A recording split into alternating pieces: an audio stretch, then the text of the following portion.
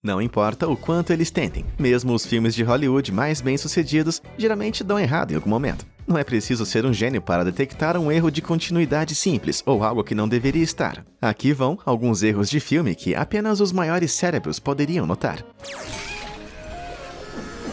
Mulher Maravilha. O primeiro filme da franquia Mulher Maravilha, da DC, estrelando Gal Gadot como a guerreira amazona, foi um sucesso estrondoso em 2017. Com uma recepção calorosa, o filme é repleto de tiros e a história se passa na Primeira Guerra Mundial. Até mesmo os super-heróis gostam de um pouco de química na tela, e percebemos isso bem cedo na Mulher Maravilha, quando Diana Prince desajeitadamente fica cara a cara com Steve Trevor nu, que mais tarde se torna seu fiel ajudante. Enquanto Steve sai de uma piscina subterrânea natural, digna de um spa sofisticado, e finalmente decide se vestir, há um pequeno erro nada notável pela maioria do público do cinema. Um zíper audível pode ser ouvido quando ele puxa as calças para cima. Onde está o erro, você pergunta? Bom, o zíper na calça não foi realmente inventado até meados da década de 1920. E mesmo que fosse uma coisa inventada nos tempos da Mulher Maravilha, Steve Trevor ainda não teria um. Zíperes foram usados pela primeira vez em uniformes militares americanos. E Steve é um espião servindo na inteligência britânica. Então suas calças definitivamente ainda teriam botões. Duas rainhas.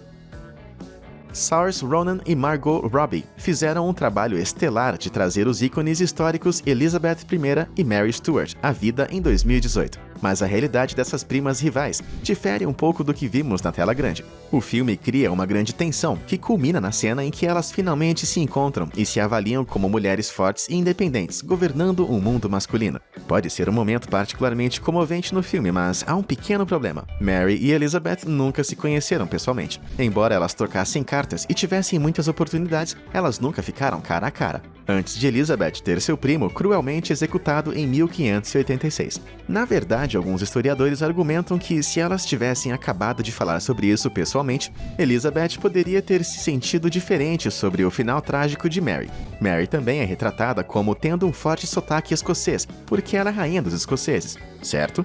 Bom, na realidade, Mary viveu na França até os 18 anos, então ela quase definitivamente teria um sotaque francês, em vez de adotar repentinamente a língua materna, logo depois de pisar em solo escocês. Ainda assim, tiro o chapéu para Ronan e Robbie por fazerem justiça a duas das mulheres mais astutas da história. Homem-Aranha, de volta ao lar. O universo cinematográfico da Marvel dificilmente está fundamentado na realidade, mas isso não significa que coisas como a balsa de Staten Island, sendo dramaticamente cortada pela metade, não devam obedecer às leis básicas da física. Nesta cena de Homem-Aranha, de volta ao lar, o navio é dividido em dois pelo avançado armamento de Chitauri, e para quando a metade inferior começa a se encher de água. Felizmente, o bom e velho Aranha está lá para segurar as peças com suas teias até que Tony Stark, também conhecido como Homem de Ferro, apareça e una tudo de volta bem a tempo. Os aficionados da física especularam sobre o que aconteceria se isso acontecesse na vida real. E a triste verdade é que a solução rápida dos filmes para o corte feito no Staten Island não se sustenta, muito pelo contrário. Em primeiro lugar, o impulso do navio significa que provavelmente não iria parar na hora, e pelo menos uma metade ainda teria um motor funcionando, e provavelmente iria acelerar.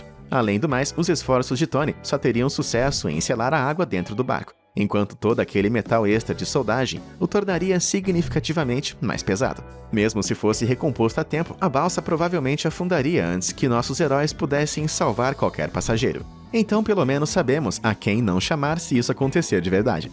Velozes e Furiosos.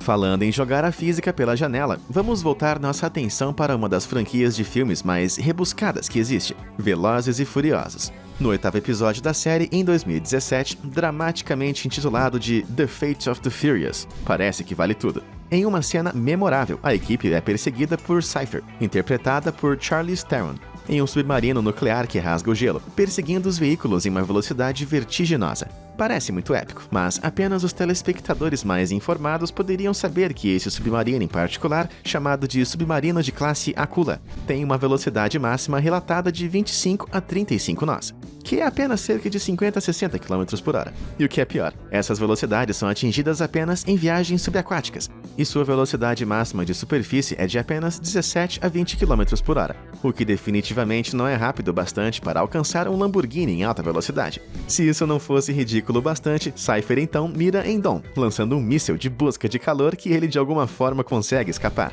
Mesmo Vin Diesel não conseguiria esse feito, porque os mísseis mais lentos ainda viajam a velocidades de Mach 2,5, que é o equivalente a mais de 3.057 km por hora. Dom escapa ileso, enquanto de alguma forma controla o carro em um terreno perigoso e gelado. O cara é bom mesmo. Bohemian Rhapsody. Se você vai fazer um filme biográfico sobre a vida de alguém, provavelmente é melhor estudar todos os fatos primeiro. O sucesso de 2018 Bohemian Rhapsody, que focou no legado de Freddie Mercury, não é de forma alguma um desastre total, mas qualquer verdadeiro fã do Queen vai dizer que não é perfeito também. Pegue a música Fat Bottom Girls, por exemplo. No filme, a banda executa a faixa em sua primeira turnê americana em 1974. Mas na realidade, essa música não foi lançada até 4 anos depois, em outubro de 1978, bem depois de Bohemian Rhapsody ter sido gravada. Você também deve se lembrar de ter visto a banda se separando dramaticamente, pouco antes da sua icônica performance ao vivo em 1985, mas isso não poderia estar mais longe da verdade. Embora eles tenham feito uma pequena pausa em 1983 para se concentrar em outros projetos, a banda nunca se separou oficialmente. Na verdade, eles até gravaram seu 11º álbum, The Works, durante esse período. Ao abordar os rumores sobre uma possível separação durante um show em Wembley, Mercury disse isso. The rumors are that we're going to split up. What do you think? They're talking from here. Parece que o filme pode ter falado por lá também, Fred. Django Livre. Quentin Tarantino é um dos cineastas mais respeitados no ramo, mas isso não significa que ele esteja imune a cometer erros estranhos aqui e ali. Seu blockbuster revisionista Django Livre, que conta a história de um escravo libertado que se torna um vigilante, permanece bastante fiel ao cenário do Texas de 1858, exceto por uma interessante escolha de moda. Em certos pontos do filme, Jamie Foxx, estrelando como personagem principal Django, pode ser visto usando um par de óculos de sol descolado. Esta certamente parece uma escolha inteligente no calor sufocante do meio do verão, mas infelizmente não há como Django possuir um desses. Embora os primeiros óculos de sol já existissem na China a partir do século XII, eles não foram para a América até que Sam Foster começou a produzi-los em massa em 1929. Impressionantes 71 anos após o tempo do filme. A menos que Django de alguma forma tenha viajado para o futuro, ele estaria fechando os olhos como todo mundo. 007 – Operação Skyfall. A franquia de James Bond está cheia de impossibilidades, mas você espera que os episódios recentes sejam um pouco mais rigorosos com sua verificação de fatos, especialmente quando a ciência real está envolvida. O cianeto tem sido usado em filmes de espionagem há décadas, e incontáveis espiões teriam armazenado pílulas de cianeto mortais em dentes falsos, que podem morder em situações de reféns. Essas pílulas suicidas têm algum fundamento científico, porque o cianeto pode matar em 2 a 5 minutos, mas há uma exceção que quebra as regras. No filme de 2012, o mentor do mal, Javier Bardem, explica que mordeu uma cápsula de cianeto de hidrogênio que, surpreendentemente, não matou ele, mas derreteu sua mandíbula e desfigurou seu rosto. A especialista em ciência Deborah Blum explica que isso basicamente não faz sentido. Em primeiro lugar, o cianeto de hidrogênio é mais conhecido como um gás letal, em vez de um líquido corrosivo. Quando é encontrado na forma líquida, esse tipo de cianeto é geralmente referido como ácido prússico ou ácido cianídrico, que na verdade fica abaixo do ácido cítrico na escala de acidez. Em outras palavras, seria menos ácido que um suco de limão, que geralmente não é conhecido por suas propriedades de derreter rostos. Imagino o que aconteceria se ele bebesse um copo de coca. Independence Day. Esse é um dos filmes de invasão alienígena mais icônicos do mundo, mas qualquer pessoa com um conhecimento básico de programação de computador vai perceber que o seu final dramático não faz sentido algum. Só relembrando, David Levinson, personagem de Jeff Goldblum, tem um momento de luz e decide programar um pequeno vírus não descritivo que ele então carrega para o sistema de computador alienígena, derrubando a nave-mãe em questão de horas. Simples, certo? Na verdade, não.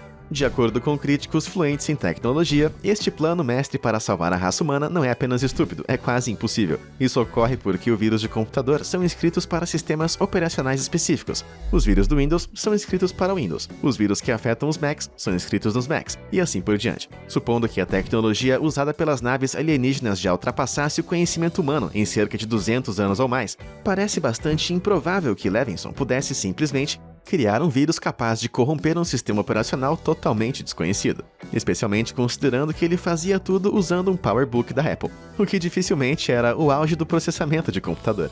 Coração Valente.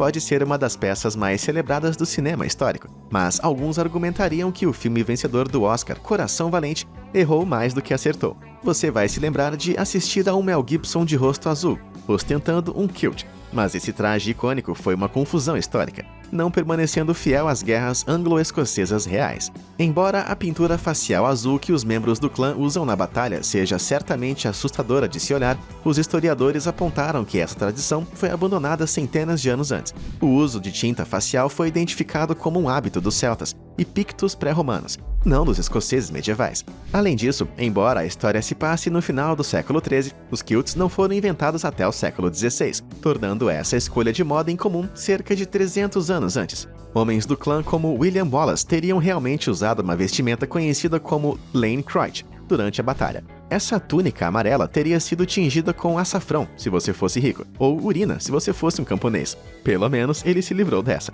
Gravidade.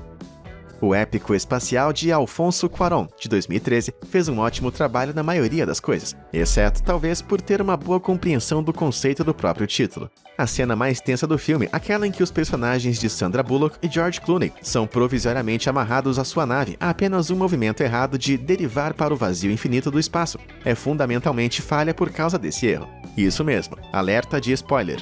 Clooney não precisava morrer. O astrônomo e comunicador científico Phil Plait explicou que a gravidade funciona de maneira diferente no espaço do que na Terra. Então tudo o que foi necessário para salvar Clooney foi um puxão suave. Quando Bullock está segurando Clooney, ambos estão estacionários e têm o mesmo momento angular. Isso significa que a gravidade não estava puxando para longe, não havia forças em ação e nenhum peso para suportar, mas ele inexplicavelmente insiste que ela tem que deixá-lo ir de qualquer maneira. Apenas uma pequena força aplicada por alguns segundos teria sido bastante para Clooney passar por Bullock e agarrar a corda. Em vez disso, ele se solta e é jogado de volta ao espaço por uma força invisível. Um adeus para o pior astronauta de todos os tempos.